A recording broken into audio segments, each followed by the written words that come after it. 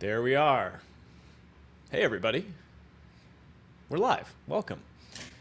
Today, we are going to talk even more about systems performance. We have been on a nice roll here, getting lots of airtime with our System Performance book by Brendan Gregg. A lot of interesting stuff. And today we're going to talk more about Chapter 2, because it's a big chapter, and we're doing the stream in 2 parts. And even then, we're not covering everything in this chapter, because that chapter has like a million different things that it covers. And I did not even read all of it. Had some stuff come up and didn't have time to actually read the whole thing, but I read a little bit of the, a couple of components of the rest of the chapter. We got some great stuff to talk about today. So it's going to be awesome. So file on in. Let's see. Oh, I want to show the comments in here. Nice. Let's see. Keep it up with the content. Thank you. Hi, Bem. Close. But hello. Welcome. Come on, hop into the stream. Yeah, it's going to be good. I'm going to, let's see, let me play some music here. Again, go back and forth. Some of these I've got music, some of them I don't. We'll see how long the music lasts for, but I kind of like the idea of having a little music in the background. So anyway, but welcome into the stream. So let's see what do we got going on here today? All right. So what we're going to be doing today is we're going to be talking about systems performance, Chapter 2, and particularly the things, what did I title this? Measure and visualize computer performance. Some of what I want to talk about today from this chapter is one of my favorite parts of doing like performance work and database work and just like working with computers in general is actually doing data visualization. I've always, or not always, but for a very long time, I've taken a keen interest in doing data visualization related stuff. I think this is part of the reason why I've really enjoyed making some interactive blogs and articles over the past couple of years. A very long time ago when I was in college, in grad school, I took a course on data visualization, and we both learned the theories and the principles behind what it takes to present data in good ways and present data in misleading ways, and then also the technology at the time, and even still today, but D3 was like kind of a newer library at that time, but becoming the de facto standard for how you did data visualizations, particularly on the web. And so we did a lot of practical building data visualizations for different kind of things. And D3 is still in use to this day. Maybe it's a little bit dated at this point in the technology life cycle, but still very good. So we're going to talk some about that today. Let me switch up the view here. We can look at some of the stuff that's on my list. New subscriber, but enjoy your video. Thank you. Yeah, appreciate any and all input, feedback, ideas for what you want to hear us chat about more in the future, anything like that. Someone says, can you throw a light on Amdahl's law? We're not going to talk about that today in this video particularly, but we'll probably address it at some point talking about systems performance in this book. So stick around and stay tuned. So some of the things I wanted to go over today. Systems Performance, Chapter 2. Again, there's a bunch in this chapter because partly Chapter 2 is almost, in a sense, like an overview of a lot of the stuff that's to come in the book. So it's like 60-something pages and covers a lot. But one of the things is a technique for sort of investigating performance problems called the use method. So I thought we could talk about that. There's kind of some nice diagrams, and there's even some nice ways of transferring. In fact, something I was thinking about this morning is there's a lot of stuff in a book like this, right? Such as the use method, where if you, like, as an engineer, can internalize these different methodologies for investigating and identifying performance issues, one of the cool things you could then do is if you're going to be relying on various AI agents for investigating performance, for helping triage incidents, things of this nature, you could actually embed skills, skill.md files, but that codify or markdownify some of these processes, like the use method. And I'm sure just within the training data, right, like LLMs know some of these methodologies approximately, but you can actually give an LLM very specific instructions on, hey, here's a proven methodology and sort of cycle for investigating and identifying and fixing performance issues as you're going through AI agent and gathering logs, gathering information, trying to build correlations, trying to narrow down where a performance issue could be. Use these same techniques that humans have been using for a very long time, and you can get the robots to do some of those things for you. So that's very cool, and I think like use is a great example of something that can apply in that same way, right? You could literally build some skills or some rules for AI agents to have it be able to investigate performance issues in a more principled way, and could be a very valuable thing if you're doing infrastructure engineering, performance engineering, all those kind of things. So good night from Thailand. Well, good night. Hopefully you're enjoying. Hey, Ben, Joshua says. Hello, Joshua. Welcome in. Yeah, so we're going to talk about use, and then the rest of the time I want to talk about metrics and how to interpret those metrics, and then also some visualization stuff. One of the things I wanted to just talk about, we can just kind of like loosely chat about these.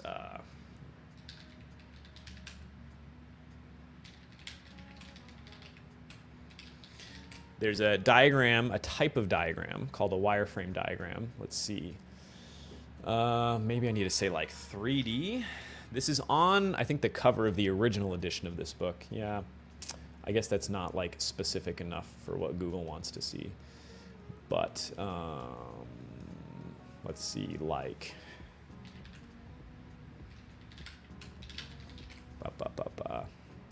Okay, yeah, that's terrible. What the heck is this? That's intriguing. Oh, yeah.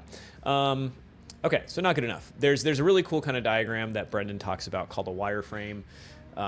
It's essentially like a way to actually, instead of where most data visualizations that you're doing when you're looking at data and metrics and stuff are two-dimensional, right? So you're looking at line plots and scatter plots and things of this nature. When you actually expand that to 3D, which sometimes is overkill, but there actually can be a lot of use cases. And basically, like one of the examples he uses is, let's say you want to, let's see, where was I right here? Let's say you want to, he gave the example of there was like a set of servers that he was managing, like 300 servers, and combined it was like 5,000 CPUs. And you want to be able to look at, let's say for a given day, what was the CPU utilization across the entire fleet of servers. It would be kind of hard to put 5,000 line charts or heat maps up together, but you want to be able to like quickly isolate the individual performance but get a full picture of how this relates to each other. You could actually stack all of those up as like individual line charts, but in 3D space that you can then like cycle through and look at. So some pretty cool just ways and ideas for visualizing things.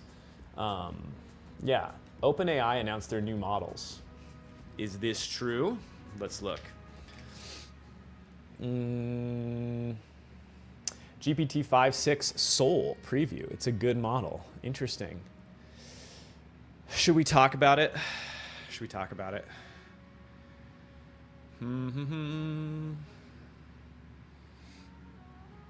Okay. Let's see. We won't spend the whole time on this, but I am curious. Introducing a limited preview of GPT 5.6 Soul, our next generation frontier model, as well as GPT 5.6 Terra, balanced for efficiency, Luna, fast and affordable. Huh. Interesting kind of marketing pivot, I guess you could say. Let's see. Previewing GPT 5.6 Soul, a next generation model. Get this off the screen here. Boom. We're beginning a limited preview of GPT 5.6 Soul, flagship model Terra, a balanced model for everyday work. Luna, okay, we already talked about that. Most robust safety stack to date. We strengthen protections for higher risk activity, sensitive cyber requests, and repeated misuse, and spent multiple weeks finding weaknesses, pressure testing our system, and hardening it against real world attacks. We believe in broad access, and we plan to make 5.6 Sol, Terra, and Luna generally available in the coming weeks as part of our ongoing engagement with the US government. We previewed our plans and the model's capabilities ahead of today's launch. At their request, we are starting with a limited preview for a small group of trusted partners whose participation has been shared with the government before releasing more broadly. During this preview, we will continue testing and coordinating closely with our partners as we work towards broader availability. Okay, interesting. Let's just look at availability here. So like terminal bench compared to, so like a good, I actually really like 5.5. I would say probably 5.5 has, since it came out, maybe not since it came out, but like the past couple weeks, month, whatever, like has been more or less my go-to. I guess it depends. I actually still use like on my phone and on my desktop just for general questions, research, things like that. I still use Claude quite a bit, right? And usually I'm on Opus for that. But when it comes to like when I'm in Cursor doing coding stuff, usually 5.5 is like my go-to. I was just doing stuff before this and I was using 5.5. So that's like Sol Ultra, for example. On Terminal Bench, you know, benchmarks can only tell you so much, but that's a pretty substantial jump. I guess it doesn't say what GPT 5.5 this was. Like, was this medium or high or ultra? But yeah, like it does outperform Mythos and Fable on here for these benchmarks. So that's interesting. Yeah.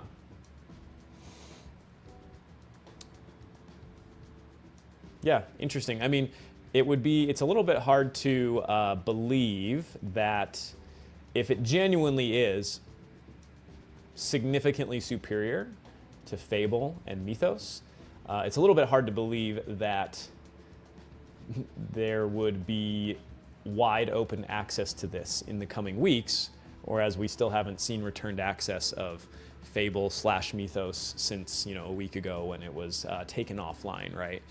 So that part is a little bit hard for me to believe. Would be cool if it was true, or maybe just like the security measures that they have in place, like they were talking about above, are more complete and more hardened and stuff.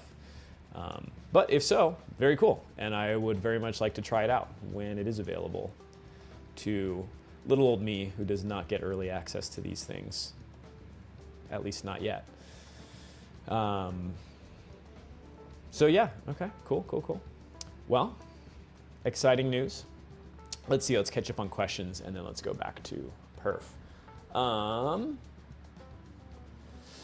Let's see, joined your channel attending first live stream. Which book are you covering right now? Yes, so right now we are going over this book, Systems Performance.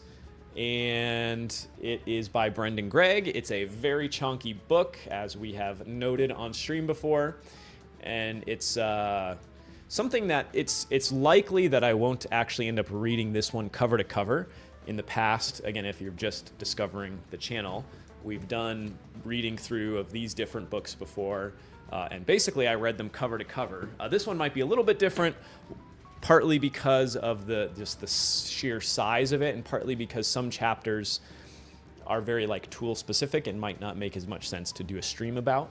But at least some of the book, and some parts I might do a little bit more like skimming over and then kind of just pick my favorite parts of it and talk about that on stream. But yeah, that's what we're doing right now. So if you're interested though, and if you don't know much about Systems Performance, it's a bit pricey. It's like $60 on Amazon, but it's a well-known, popular book in the, software engineering space. So it's worth owning if you can afford it. Also planning to read books and learn stuff and how you make sure you retain all the content you learn and apply when needed. Yeah, there's almost no way to actually retain all the content you ever read, right? So I definitely have not retained every bit of knowledge that I've read even over the past year, let alone my whole life. But you do the best you can, right? And then you focus more on the skills that are more valuable to like whatever your job is or whatever you're doing. So let's see. Oh, so someone was replying about Yeah, did you miss something? We haven't really started talking much about the book yet. We took a little break because right as I started the stream, 10:10 a.m., OpenAI announced their next model. So took a little break to talk about it. Looks cool. Very limited access at first, so we'll see if or when general public gets access. But yeah, it's very cool. And I will say too, on these streams, we love, talking about sort of academic things and databases and systems performance and all of that. But you all should be getting good at using AI tools as well. These are good, excellent fundamentals to know as an engineer, but an equally, if not more important fundamental to know these days is being good with AI tooling, because that's going to make a big difference no matter who you are. Database engineer, systems performance engineer, front-end engineer, back-end engineer, AI engineer. It's going to make a difference. So, okay, let's go back to this, which is what we're actually here for, the book. Yeah, so I think what we will do first is we will start with talking about the use method, and then we'll go into talking about some of the types of statistics that you would gather to identify performance issues and the ways that we visualize them. So let me look at the book here. I want to find, the book has a very nice diagram for explaining the use methodology for basically investigating performance issues. And that's what we got here, so cool.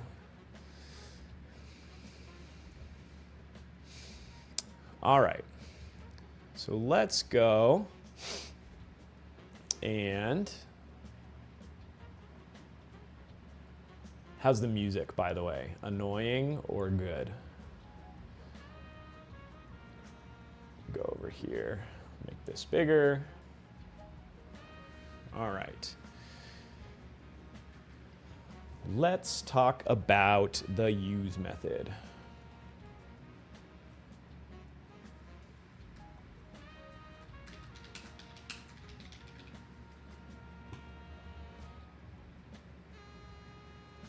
No music today? Oh, there is music playing, isn't there? Hold on, let me put my monitor on. It's just very quiet. Maybe I should turn it up just a little bit. There we go. Maybe just like this, yeah, okay. And Shub is here. Oh, wait, this is not Planet Scale Shub. But still, hey Shub. Or is this? Did you change your profile picture?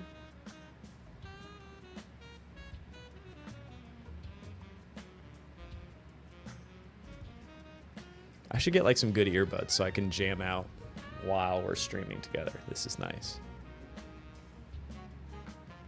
I love this kind of music. All right, let's talk use. What music is this? This is a playlist I made on Epidemic Sound. And the interesting thing is I thought most of the music on Epidemic Sound was like royalty free. So you could just like use it on stream. But then after my stream where I used this, when was that? 2 times ago, I got not a copyright strike on the video, but like a copyright notice on the stream. So maybe it's like some of the songs are and some of the songs aren't. But anyway, Epidemic Sound is like a tool that a lot of people use for music and audio effects and all this kind of thing. If you're like, if you're a video maker, video producer, it's like a platform for going and searching for the audio that you need for the videos you're making or animations you're doing, things like that. So this is just some music from that platform, and they got some good stuff on there. Okay, let's talk the use method. Need to think about a good intro for this. Yeah, let's see. If you have a slow system, you need good principled ways for going through your metrics and identifying where the problem is and then figuring out how to fix it. The use method is one such system for The use method is one such system for going through and identifying such issues. So let's talk about this pattern and how it can be useful both for humans investigating performance issues, but also how you could take this and have your AI agents use the same principles for finding performance problems.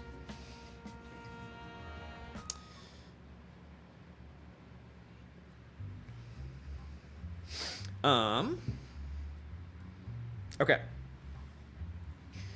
So the use method, this stands for your utilization, your saturation, and your errors. So let's write these things down. Utilization, and we'll define what each of these things mean shortly. So this is like one sort of piece of data or metric you can look at. Saturation and your errors or your error rate, depending on what specifically you're interested in looking at. Okay, so utilization, what does this mean? If you think about something like a CPU that's executing instructions on your computer, just draw something here so we have a nice little visual. Your CPU, over a span of time, let's say a minute, has a certain amount of its potential that it's using. Over the course of a second, there's probably 3 or 4 billion CPU cycles that it goes through. So over the course of a minute, right, that's 60 seconds. So there's, what would that be? If you have 4 billion per second and then you multiply that by 60, that would be 40 billion and then 400, and then you would reduce, or actually, no, I'm sorry. I'm doing that math totally wrong. But like many, many, many billions, hundreds of billions of potential CPU cycles that it goes through in 1 minute. So utilization is, let me actually try that again because that math was pretty terrible.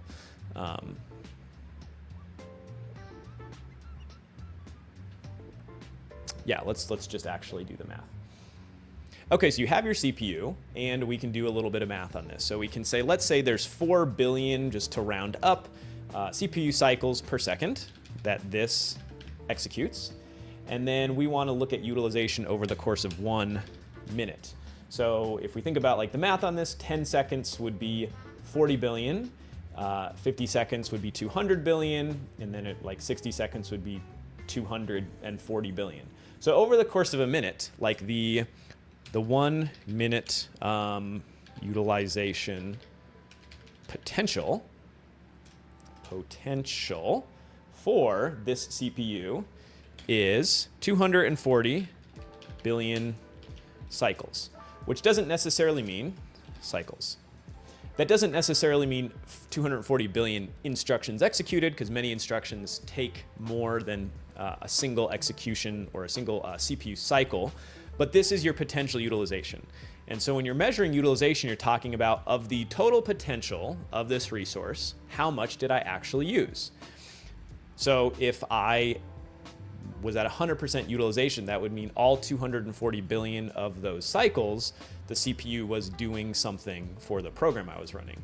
If I only used, was only executing something for 120 billion of those cycles, and then the other half, the CPU was sitting idle, not doing anything, then I had a 50% utilization rate.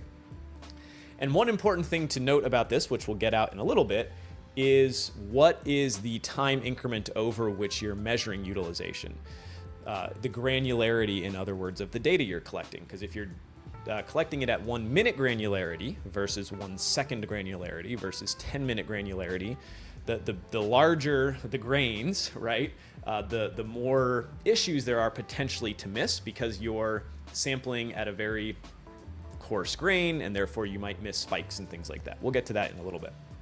Okay, so then saturation is similar, but technically a little bit different. What saturation is talking about is basically how much pressure is there on a resource, or how much time is spent waiting and queuing and things like that. Like a lot of the times when a CPU wants, or when a computer wants to send tasks for a CPU to do, right, it might spawn a new process and say, hey, here's a number of processes, and the scheduler has to decide when those processes get executed. So if you had a situation where there was a lot of threads or a lot of processes that were queuing, wanting to do work on the CPU, but all having to take turns and wait on the OS scheduler, that would be really high saturation, because the CPU basically is not able to keep up with the amount of work that there is. Whereas the CPU might only not have a lot of queuing, right? It might only have one important process that it needs to run, and it just gets to run that, and there's not a lot of other stuff waiting to have a turn, so to speak, on the CPU. So you can have high utilization with not a ton of saturation, or high utilization with a lot of saturation if there's also a lot of stuff waiting to get onto that CPU over some period of time. And you could similarly think about this for something like RAM, right? You can have high utilization, which is like, hey, I'm using 90 or 100% of my RAM, but then that's it, right? Like there's not a lot of other pressure and things wanting to use that same RAM. Or you could have 90% utilization and there is a bunch of swapping to disk, right, and cache misses and all this kind of stuff happening, which means there's this extra pressure of like, there's more things that want to use, there's more demand for the RAM than there is capacity. So there's this constant like churn and waiting to use the RAM by different programs. So that's the difference between these two metrics.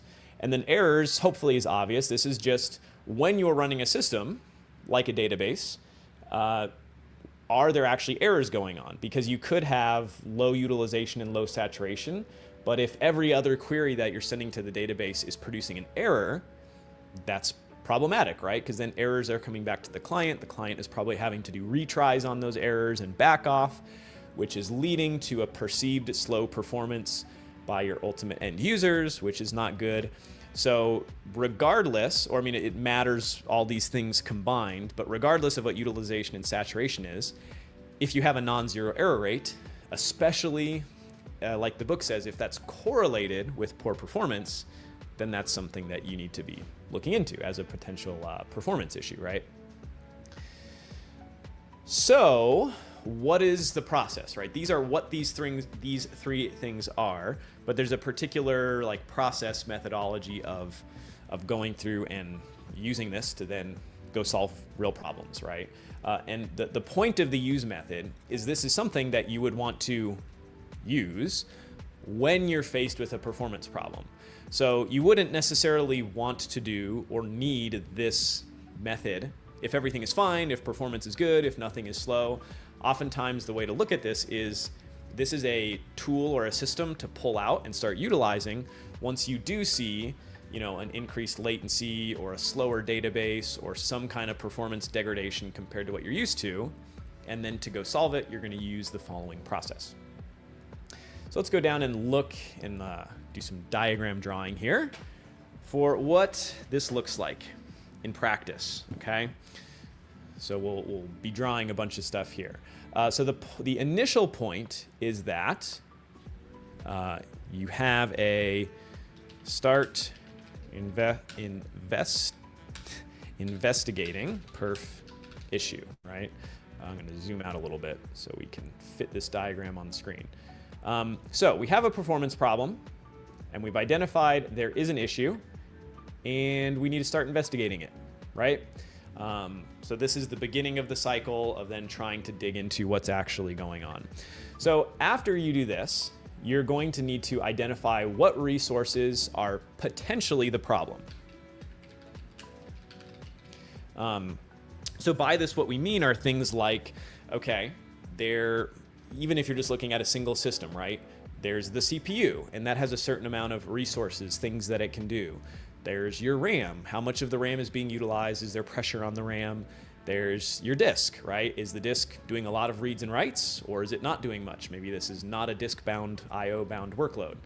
There's your network resources, right? If it's a distributed system with many of these things, and there's systems communicating over a network, right? Like, what does the health of the networks look like? Are there failed nodes? Is there a failed switch? Are there bandwidth constraints? All of these kind of things, right? So once you decide, okay, there's a performance issue in my system, you need to identify what are the resources that could be a problem, and then you're going to kind of narrow your scope to like looking at all of these different metrics just for those things. Okay, so obviously you identify your resources, then you choose one resource. So the point is, right, there's going to be a lot of these things, your CPU, your RAM, your disk, and you're going to want to make sure that you're starting with one at a time, but you would keep going through the different resources until you've actually narrowed down what the problem is. Okay, then this is where we're going to go through and look at those three different things: the utilization, the saturation, and the errors. Technically, you could do these in different orders. The way that the book describes it is actually essentially doing it in reverse order, where you start by looking at errors, and then you look at saturation, and then you look at utilization. I think you could make a pretty good argument that in some cases you may want to look at utilization before saturation. In fact, I think that's the way that I'm going to draw it here. But yeah, so okay. So once you've picked your resource, a good place to start is there any error rate, right? This is, again, regardless of whether you're looking at like an individual CPU, like is one of my cores failing, right? Things of this nature, or whether you're looking at a database system as a whole or a queuing system as a whole, right? Like, are the requests to those returning errors? But checking if there's errors is a good place to start, right? Because if there are errors, then you can probably follow those errors somehow down to like what the true root cause is. And if there's not errors, presumably that means things are functioning fine, but that there's probably a resource bottleneck somewhere that's just hampering performance, and then you need to go investigate that, right? So you'd go through this process and at whichever one of these you find. So first you check for errors. Does it look like there's a problem there? Then you look at utilization. Is there a problem with the utilization? If something is at 100% utilization, that could be indicative that it is a bottleneck, but it is possible to not have 100% utilization and still have saturation. So you go through and you look at all of these things. Let's do this here. Investigate, discovery. Okay. So then for any one of these things, you would, oh, shoot, it's just jumping around on me. Okay, so for any one of these things, you would go around and then say, okay, if there are errors, I would go skip over and start investigating these errors. If there is a utilization issue, and if I reach that point, then I would go just start investigating utilization. And if it's a saturation issue, I would go and start doing that. But regardless of which one, once you kind of hit one of these and you identify a problem, then you start going through and looking at specifically the metrics and all of this for that particular thing, okay? Then, this might seem a little bit obvious, but we'll zoom out so there's a little bit more room. I want to make sure did you ID the problem? And then there's going to be some yes, no's that we add here.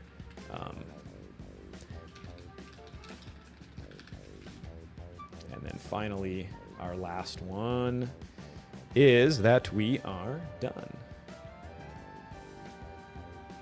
Okay, so let's build a few more diagrams here.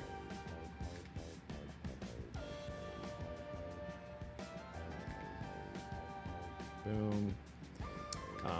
And then boom. Okay. And then we'll have some yeses and nos. So yes. No. Okay. So errors, right? If you identify errors, yes, then you go over to the discovery phase of each of these things. If there are not errors, right, then you would just like move on to the next thing. If you haven't checked all the resources, you would go back and pick your next resource, and so on and so forth, right? And then I guess finally here, if you ID'd the problem, then you're done. So no, yes. Okay, so a little bit of a crooked diagram a little bit, but kind of makes it look funner. So this is a set of steps that you could take, right? So let's say that something all of a sudden got slow, right? Your database was fine. Now your database is suddenly, all of the queries are taking 3x amount of time or 5x amount of time. So how would I go about thinking through this and handling this? Obviously, I identify what are the pertinent resources, right? Well, maybe it's a single node database server, keep it simple. So I've got my CPU to look at, my RAM to look at, my disk to look at. For each one of those, there's a number of metrics. And let's just say I've identified that, like, I know that the network and all of the other components of the hardware surrounding the database are not an issue. So I think I've already narrowed it down to, like, it's something on the database server itself. So I'll choose one of these resources. Perhaps the first thing I choose is disk, right? Like there could be an issue with maybe the disk is failing and all of a sudden it's going slow, or there's some unusual new disk pressure that wasn't there before. So I'm going to go and look, okay, are there errors? No, the error rate is fine. We'll look at utilization. Does it look like, for the total span of, let's say it's 1 minute increments, is there any change in like the amount of IO operations happening per minute, per second? And again, maybe the answer is no, there's not. Is there saturation? Is there a big queue of things that are like being built up on the disk and then all of a sudden being released in big chunks, and then that's causing extra latency? Again, I dig into the metrics, no. Okay, so I've gone through, and that was very quick, right? That actual process may take much longer, but I've identified there aren't any issues. So then I go back up and I'm gonna look at another resource, and I'll go blue for this one, right? So now my next resource that I'm gonna look at will be the CPU. Okay, so I go down and I look. Are there any errors? The CPUs themselves seem healthy. Of course, we look at the database queries themselves, and perhaps it's the case that there aren't ones that are failing, or maybe there's only few that are failing, or the failure rate hasn't increased. It's just that everything got slower. Okay, now I go down and I look at utilization. And then this could be, given our little made-up example here, where we see a problem, right? We look at the metrics, and the CPU chart was at 30% or 40%, kind of in that zone, and then suddenly the CPU chart bounced up to 90, 100% CPU utilization. Okay, what's going on? Interesting. So now we go over to the investigate phase, and there's a lot that can potentially be done here, right? You've identified where possibly the issue is. Now you need to go figure out all the factors that could have impacted that. And this could be a bunch of things. One thing it could be is like maybe you shipped a new feature to your app, and that new feature required some new queries on your database, and it turns out you didn't optimize those queries. And so those queries are maybe doing big table scans or really complicated joins or complicated sorting and aggregating. And we didn't see any increase in disk usage, so it might be the case that like all of the data that those slow queries are operating on fit in the cache, and they're like mostly read queries. But they're all of a sudden hogging up so much more of the CPU, which both makes those new queries slow, but that also can slow down the existing queries, because now if CPU went to 100% utilization, and then also if we look down here, there would probably be a bunch of saturation. Now everything gets slower because everything's contending on this CPU that's very saturated. So we figured that out, and then we optimize those queries, or we add indexes, we do whatever. So not only did we identify the problem, but the performance issue is now solved, and we see things come back to normal, and then we're done. Okay, so that was the process described as a human taking this use methodology. Perhaps I should write this on the screen. Make it a little bigger. Boom. So that was a human using the use method to go through this sort of very orderly cycle and identify and fix the performance issue. One of the things that you could imagine, right, this book, I don't actually know the exact publication of the second edition. Let's see if I can find it in here. When was the second edition published? It says 2026 there, but I doubt. Okay, copyright 2021.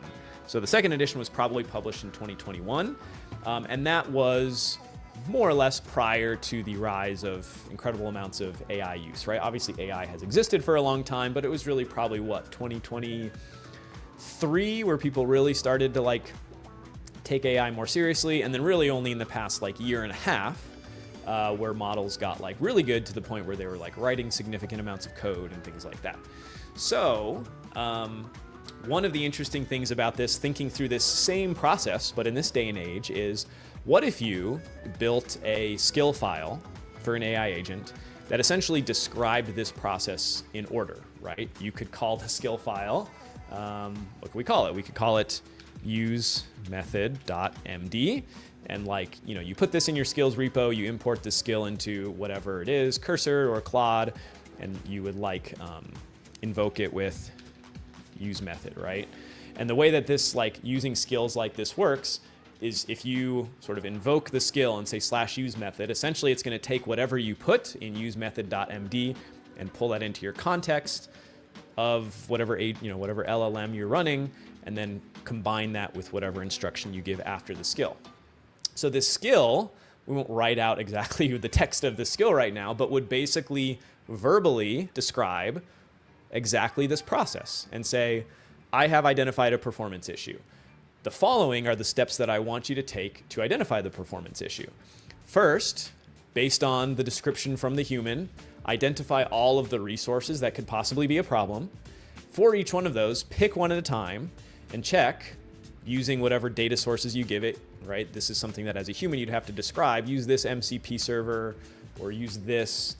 The logs can be found here in this file, whatever the case may be. The metrics can be found here.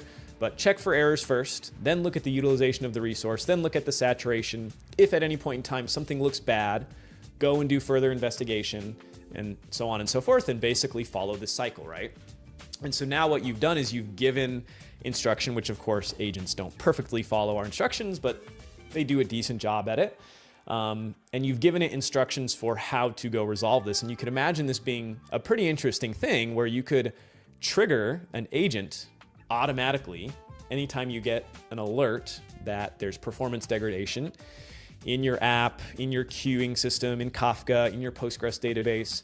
Go and trigger something to automatically do investigation.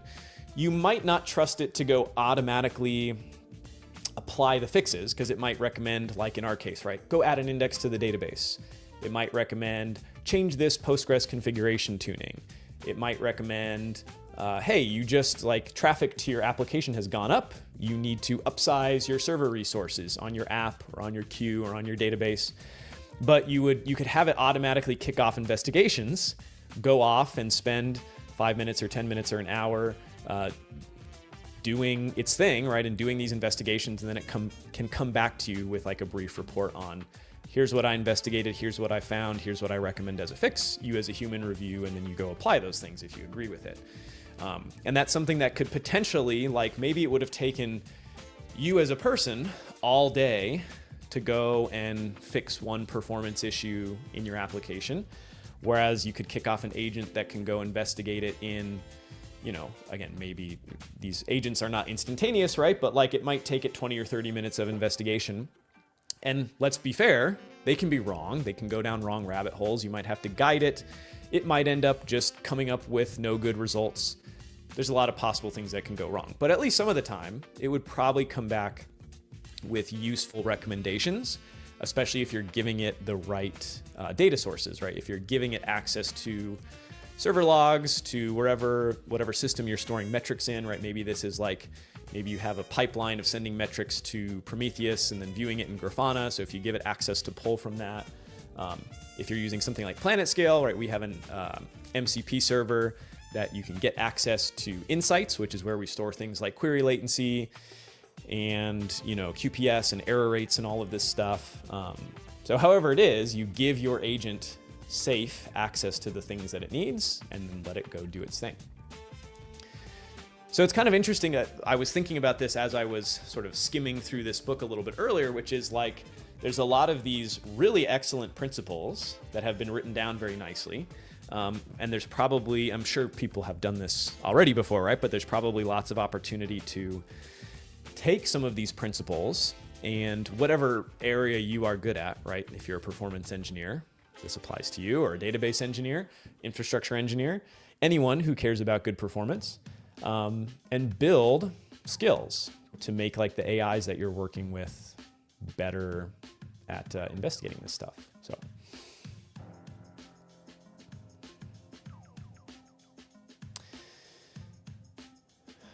Flowcharts. When will we see pseudocode? Yeah, I mean, you could write this out as pseudocode, right? The book hasn't this nice chart, so I replicated it here. But yeah, you could write this as pseudocode. You could just write it as written text. Yeah, I may be wrong here, but this is good for single server issues like disk issues, but in distributed environment, how will this skill be useful? Yeah, well, so again, I think it applies similarly to an AI using this use method or a human, which is you have to give it access to the right resources, right? So as a human, if you are like a DBA and you only have access to the Postgres server, but there's actually a big distributed system that it's working with, and the problem is elsewhere, but if you don't have production access to go investigate all those things, then yeah, you're going to be limited. But if you have access to look at the performance dashboards for every component of the system, right? The app servers and the queue servers and the analytics database and the Postgres database.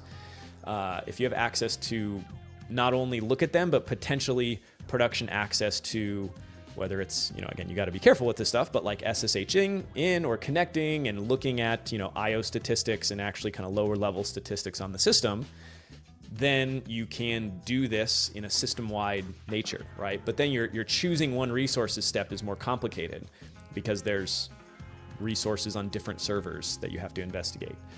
And the network resources, like is there a bottleneck in the network?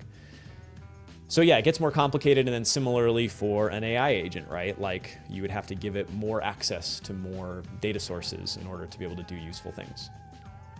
So how can we design with agents where prod versus staging environment, where we have a lot of server logs in pre-production environments, an agent has to scan through a lot of omitted logs and traces? Yeah, and this is kind of the key thing. Like in order for, again, both a human and an agent to be able to usefully investigate with something like the use method, you have to give it access to the right context.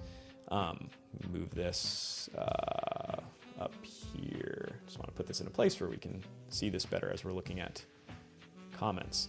Yeah, you have to give it access to the right information. And so this is one of those areas where, it could be like via an MCP server, right? Where you have an MCP that can make tool calls to like fetch logs at a particular time range or fetch metrics.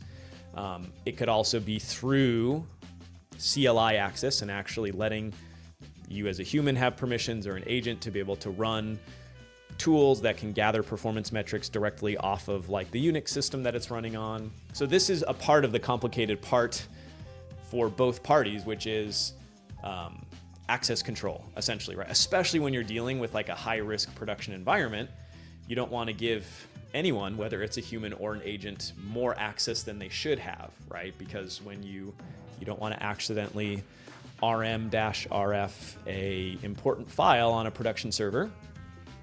And then sometimes like, yeah, you have like staging environments and test environments, but sometimes there's performance issues that aren't issues in staging and you don't even notice them until production. And so you actually have to inspect live production traffic and statistics to make an informed decision. So that is like a challenging problem that you have to learn how to solve. So if you're an organization where you're doing all of this infrastructure stuff in-house, then you have to like either find the right tools or build the right systems yourself to let the humans or the agents have access to it.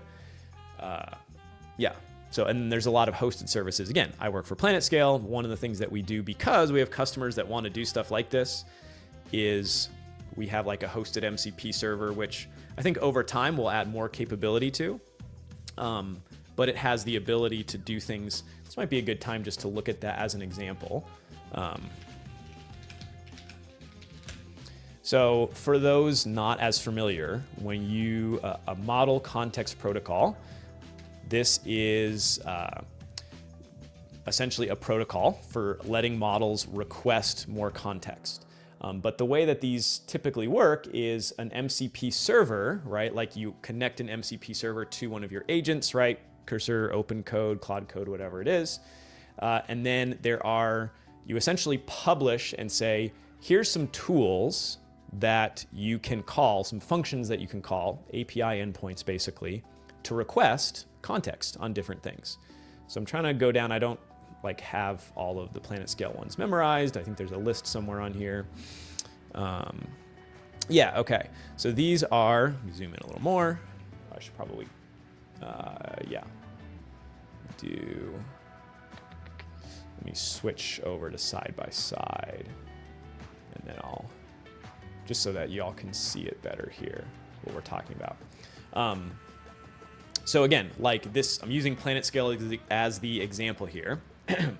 using PlanetScale as the example here, but there's lots of MCP servers out there, right? There's MCP servers basically these days to like most dev tool type platforms have some kind of MCP server that lets your agent, request information about it.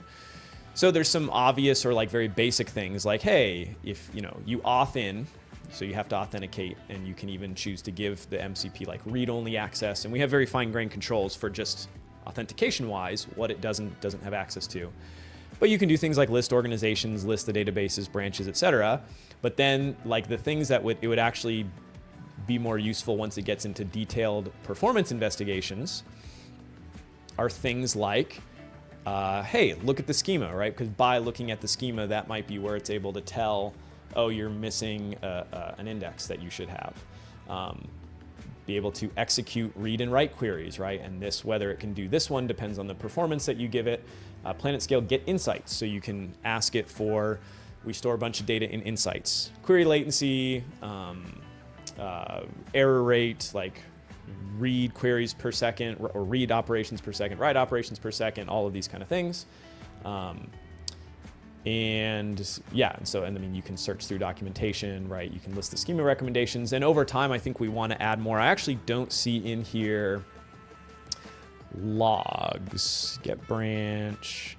Yeah, so that's something I think we haven't done yet, but we want to add in the future is actually, like we expose, at least for Postgres, we expose your logs in the app. So it would be kind of cool to give agents access to that. That's a little bit risky because you only have a finite context window, and logs can be very verbose. And so if you request too many logs, you might just chew up your context window, and it might actually make things worse. So that's something that you probably have to just generally be careful with. Same for a human, right? Like a human just scrolling through a log file that's 50,000 lines of logs, it can be useful if you can use search features and stuff to find it, but it can be overwhelming also. Yeah. So call me old school, but giving agents access to live production does scare you a lot. Yeah, and this is one of the things. For one, yes, you have to understand the risks and not give it too much access. Like one of the ways that we try to solve this with PlanetScale is if you can go and try this out, create an account, create a database, and then connect to the MCP server. When you go and do the connection, we bring you to a menu that gives you a very detailed list of, for your account, what organizations and what databases does the MCP have access to. So you could choose it to only have access to like your staging environment and not production, or both. And then also you can choose to like say, give it read-only access. So you could give it, if you're gonna give it production access, you should probably only give read-only access. Do not let the agent insert and delete rows on a production database.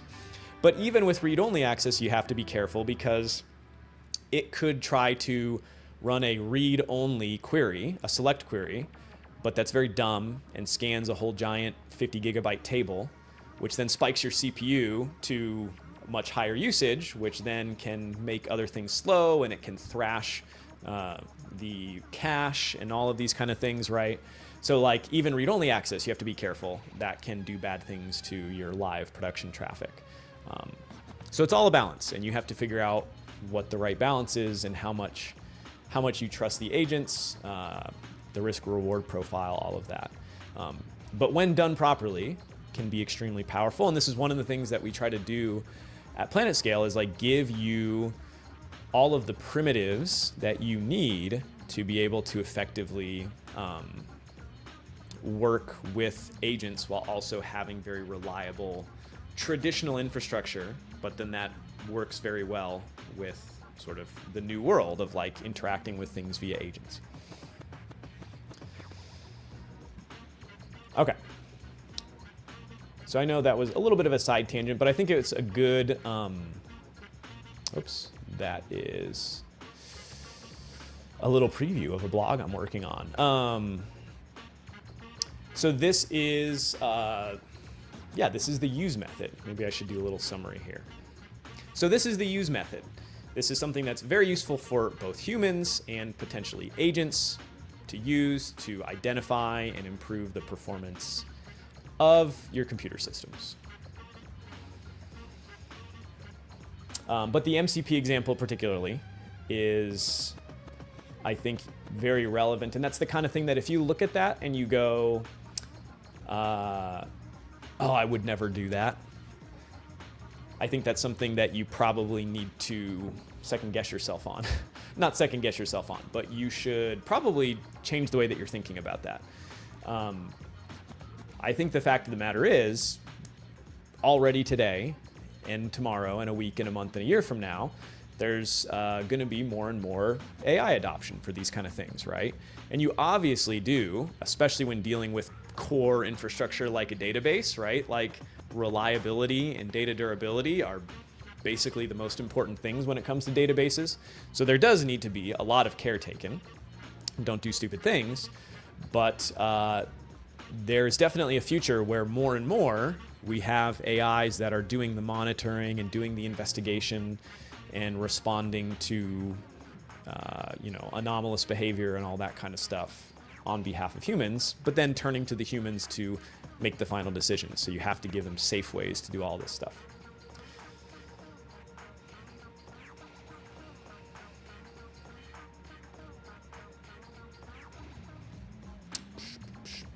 Wow, we've already almost gone an hour. Crazy. I was hoping, done a lot there. Where is my, I'm just gonna check over here and see how we're doing.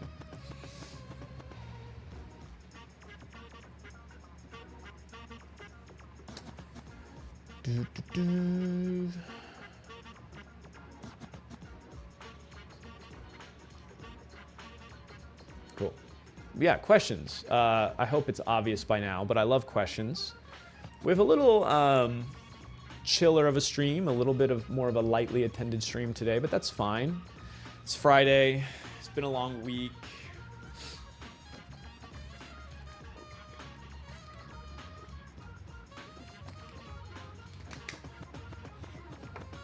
And the problem is I've been streaming a good amount recently, but I'm starting to get like a big backlog of videos that I want to edit and put on the YouTube.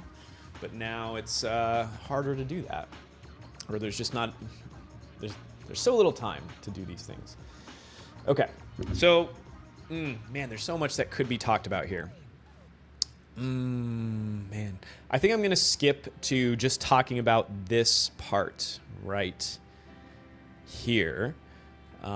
There's plenty that we could talk about in terms of like, and I've talked about this before on other streams, but things like latency and percentiles. What I haven't talked much about is the distribution, which is a very important thing. Oh, maybe I should talk about distribution too. Yeah, okay. Let's talk about this. Boom.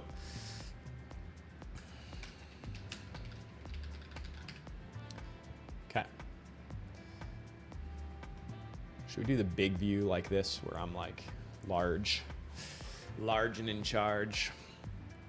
All right, let's talk data distribution. So the distribution of the data that you're visualizing is very important, but sometimes visualizations don't capture well what the distribution actually is. So let's see what I mean by this. What we're gonna do is we'll look at what we would call sort of like the standard like bell curve distribution. And so I'll draw a graph here. We'll do that. We'll do this. I guess actually we don't even necessarily need that line, but we'll put it there. And what I'll do is I'll draw like what you'd call I guess unimodal. Actually, I want this to be a different color. We'll do blue. So sort of like a bell curve distribution here, right? So what this is you might have this as what you're doing is you're looking at some performance metrics from your database, and this is the distribution of latency. So for example, over a period of 1 minute, I looked at all the queries that my database executed. Maybe it executed 1 million queries, and we're gonna look at how long every single one of those queries took, the latency, and maybe at the very low end, you might have, let's put some labels on here. We might have like 0.1 milliseconds.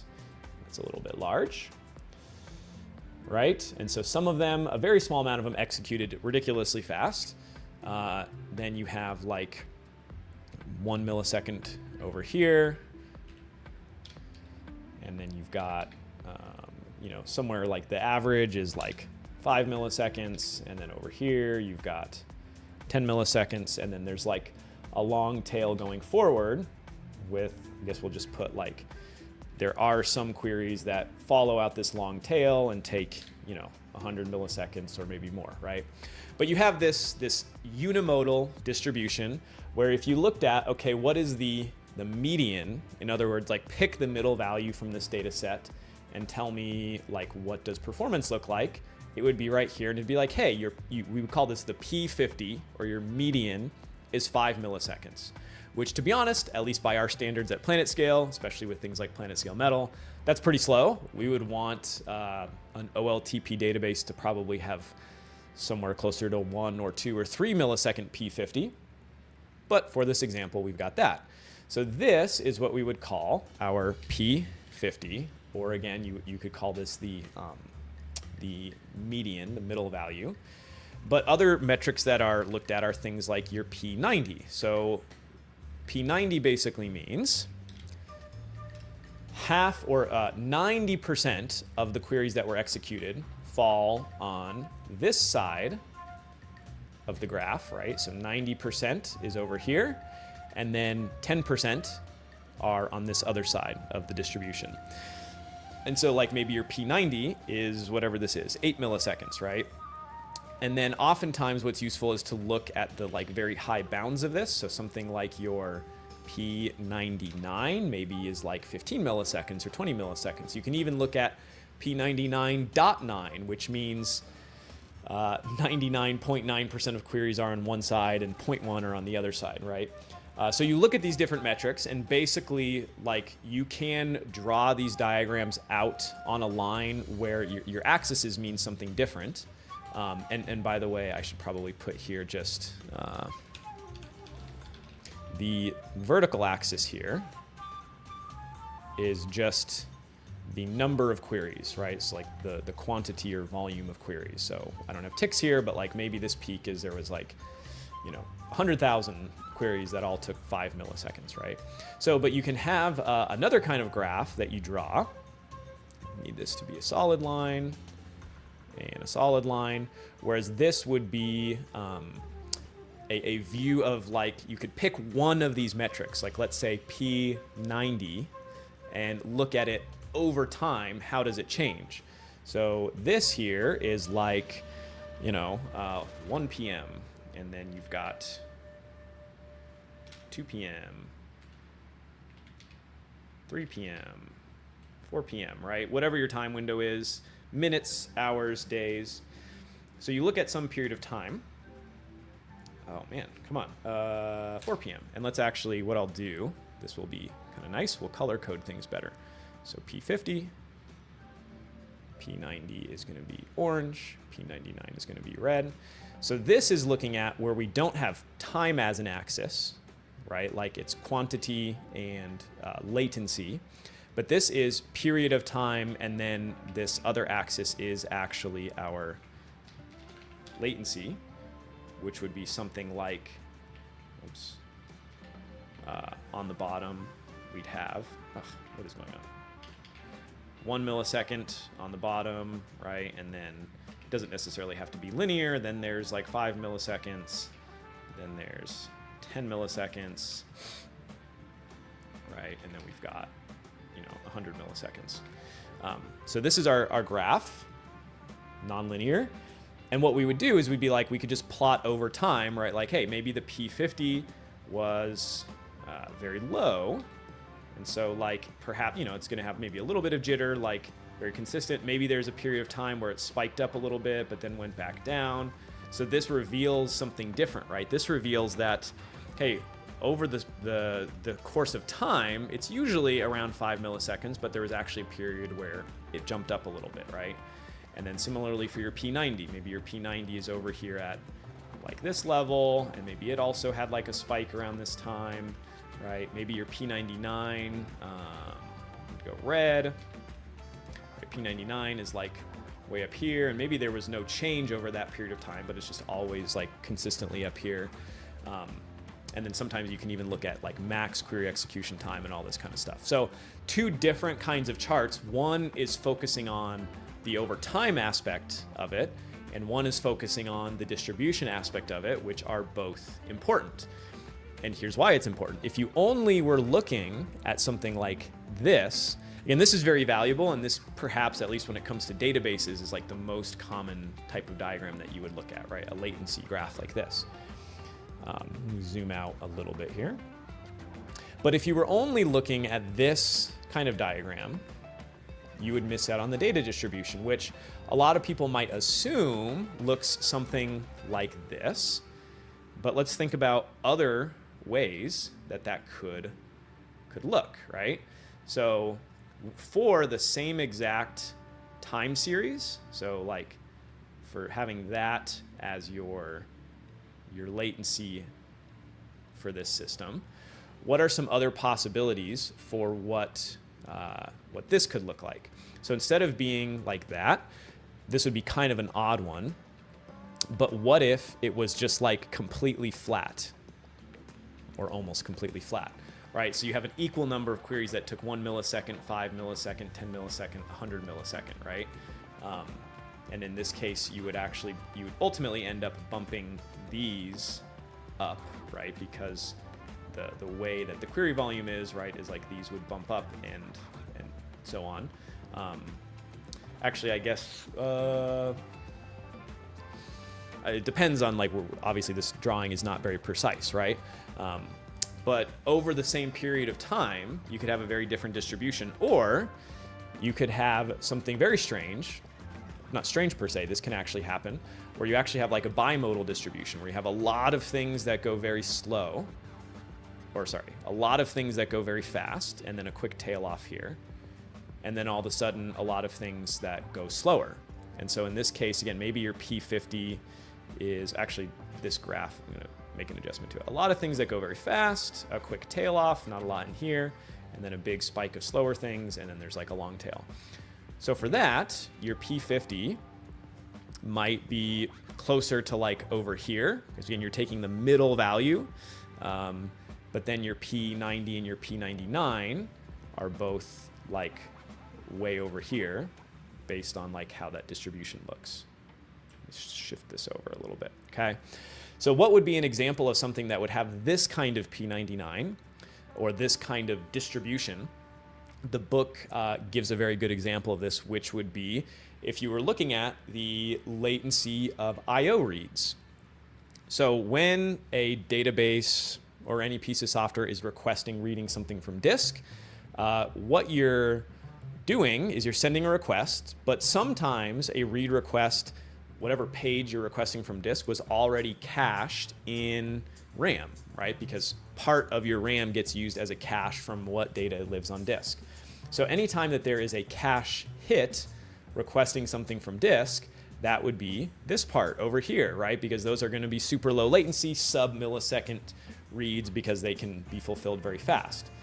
But then there becomes a bimodal distribution, because either things end up as a cache hit, and maybe it's 20% of the time, maybe it's 90% of the time, and then there's this bimodal for cache misses are suddenly much slower over here. Now this is kind of an extreme. This would be more like a spinning disk, right? Because a spinning disk can actually take multiple milliseconds to spin to the right place to give you back the page that you want.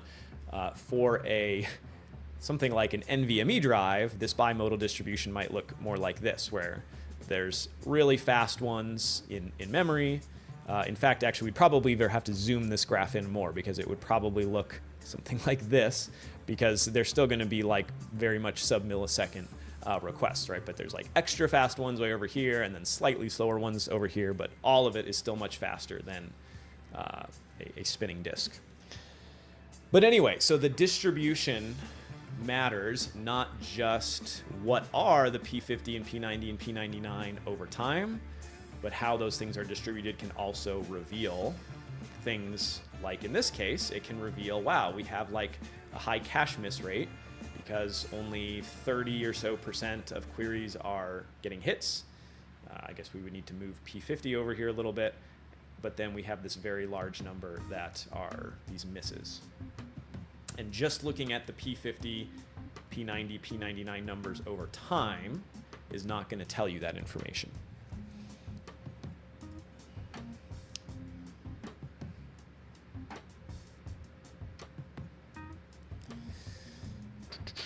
So this is one of the things that, like, when you're a performance engineer or just doing anything, right? You're investigating a problem, there's a system down and you have to figure out why. When you're looking at data, looking at time series data is useful, but also looking at the modality of, or the distribution is useful as well. Okay, so from here, we're then going to look at something else, which is, there's a very neat example in the book, which is basically kind of showing how you could start with something like a latency diagram and use better and better in visualizations to see more and more information about it all in one graph without having to like pull up both of these graphs here individually. So let me move down and we'll keep running with this example right here. And then what do I want to do here? Yeah, we drink some water.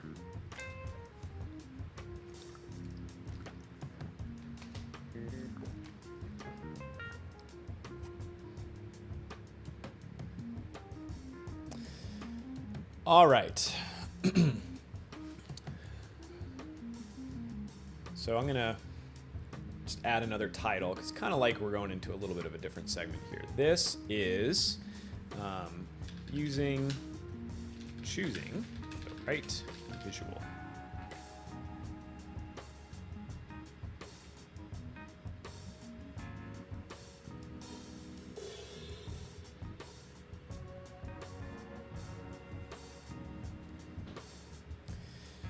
Okay.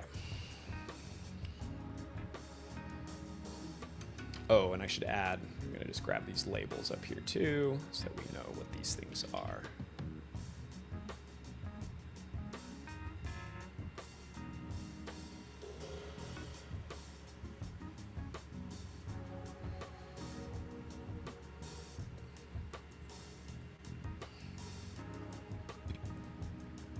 When you're looking at data and trying to solve a performance issue, it's very important to use the right visual.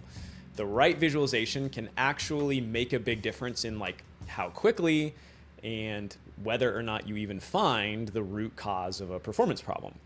So we'll start by looking at what is a useful visualization, but perhaps not the optimal visualization for investigating a performance problem. This is a pretty popular kind of diagram to look at for databases and for systems, basically anything that is doing a lot of request processing. And what we're looking at here is a latency over time, and we're looking at different percentiles. So we have our latency, which is not linear per se, right? If you look at the axis here, and then over the course of a couple hours, we see our P50 is most of the time lives around 5 milliseconds and jumps up. P90, so this means 90% of queries in a given time slot were faster than this and 10% were slower, and then we have P99. And of course, the other thing that matters here is bucket size. So for this line, what is actually happening behind the scenes, right? Like this is over the course of 4 hours, but there is a bucket size for every one of the points on this graph. So maybe your bucket size is 1 minute increments, and then that is what's being plotted. So like in this given, 1 minute or 5 minutes or whatever the bucket size is here, each point on this line, so that red point represents, this is the point at which for that minute, 99% of queries were faster, for this 90%, 50%. So anyway, the granularity matters too, but we're looking at this graph. But we want more information. We basically want to be able to look at one picture and find more details, because maybe this is not revealing enough to us so that we know, like, what's the root cause of the performance issue, right? Or to just help us dig in more. So another kind of diagram that you can take essentially similar information, which is take all of the latencies that happened over the course of this whole 4 hour for every query. Another thing that you can use would be like a point cloud, or what is the, I guess, scatter plot. I was going to look at the book for the term, but scatter plot, point cloud. But you'd use a scatter plot for this. So the way that we would do this is we would have something very similar where we have an X and Y axis. One axis is latency, the other axis is time. But we're not just going to plot these percentiles. What we will actually do is plot individual points. And the visual that the book uses is little X's. So I will use little X's as well. Let me actually just draw it out here. So there's like a little X. I'm going to group this together so that I have a bunch of them, and I'm just going to start pasting a bunch out here, right?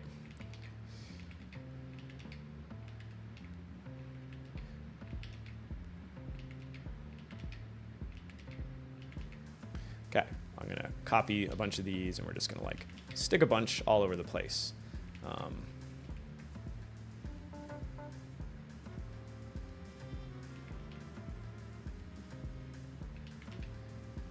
So you'll get the idea in a second. I have to just like generate some data here. Didn't have it all pre-generated for you.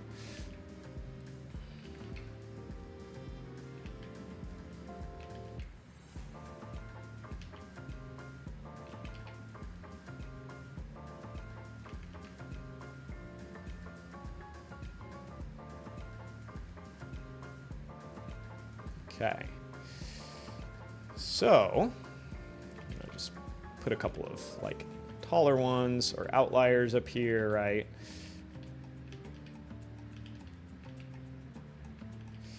Sorry, this is kind of boring, but you'll get the idea here.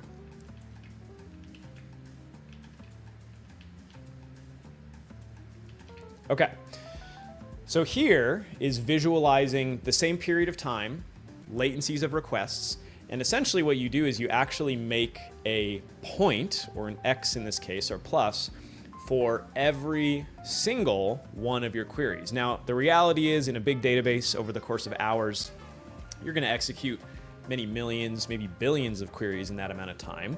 So obviously we only have whatever this is, 200 or so points on this. So this is simplified a little bit, but the point is, with this, on the one hand, I don't have like an exact P50 line, although I could probably pretty easily overlay it. But what I have is the actual execution latencies of every single query over time.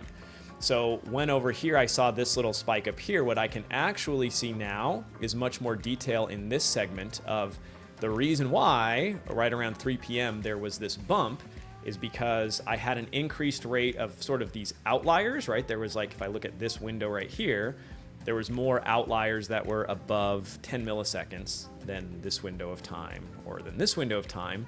But also even there was like an increase of, whereas most of these lived in like the 3, 4, 5 millisecond range, here there was this jump in like 6, 7, 8 millisecond ranges, right?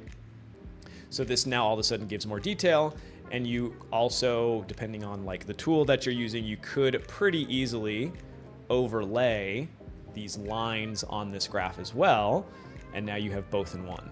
At some point that starts to probably get a little bit overwhelming and hard to visualize in one picture, but you can do it.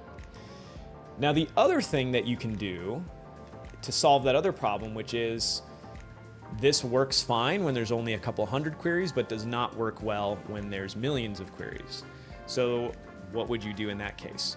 It's going to be kind of hard to draw the picture, so I think I will just look up one online, and we'll bring it in here, and so we can draw on it and stuff. But what I want is a query latency heat map visual. So let's see. I guess I want like a bucketed heat map.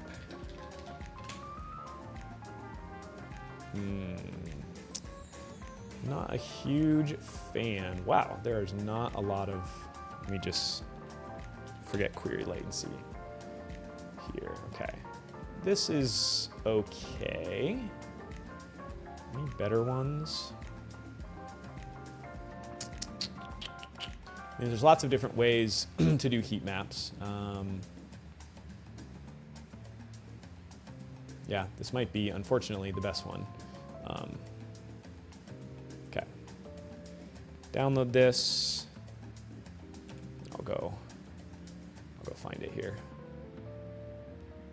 Hold on one second. right.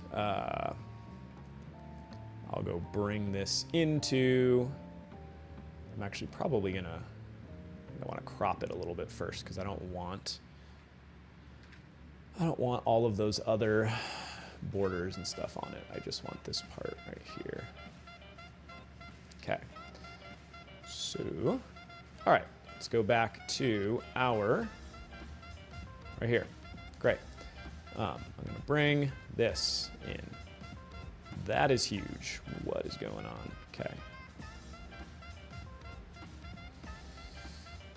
So, bring this, copy it, get rid of the lines.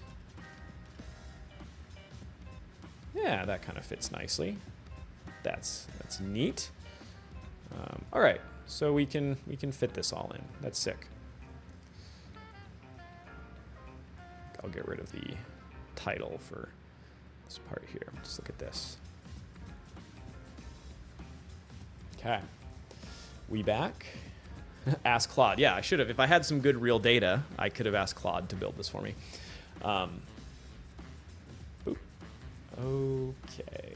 Okay, so the other visual that can be used when you have a really large quantity of queries is basically taking a similar thing to this, but bucketing all of these individual queries. So instead of looking at individual queries, you're looking at a heat map where you choose a time interval right on this x-axis for like what the bucket is, 1 minute, 5 minutes, whatever that is, and then you have these vertical buckets.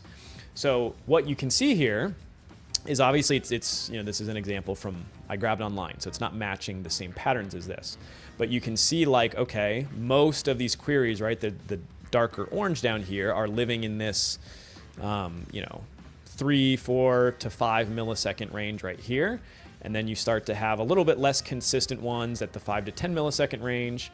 And then finally up at the top, you start to have more outliers, right? So like for some reason here at 1:45 p.m., there was a cluster of queries that all took 100, 200, whatever milliseconds, right? Over here, I had a little bit of a jump. Right here, there was this big group of outliers at 5 p.m. So this is something that allows you to still tell if there are things like outliers and like a little bit more detail. This also would actually allow you to see bimodal distributions. So the interesting thing about this is if I'll just kind of draw some more queries, right? Like pretend that what I'm drawing here is like a darker region with a lot more query executions, right? So if this were the case, I would see there's a bunch that run at 4 or 5 milliseconds, and there's a bunch that run at 9 milliseconds, but then there's not that many that run at 7 or 8 milliseconds, so I have a bimodal distribution in there. So this graph reveals a lot more to you while still being able to visualize millions of requests or billions of requests at a time, and is a good solution for this kind of thing. So anyway, the point of a lot of this is the visualization that you choose to investigate performance issues, monitor your database, look at your CPU usage, look at your I/O requests, makes a big difference in how quickly and effectively you can make decisions and respond to issues. So choose wisely.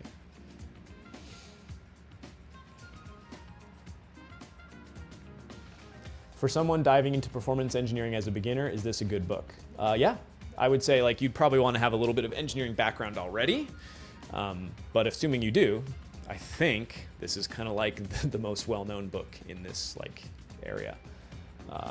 So yeah. Okay, so we had a good stream today. Got a little sidetracked with some ChatGPT stuff, the news, but hopefully you enjoyed. We're going to wrap up here, but I hope you all have a great rest of your day.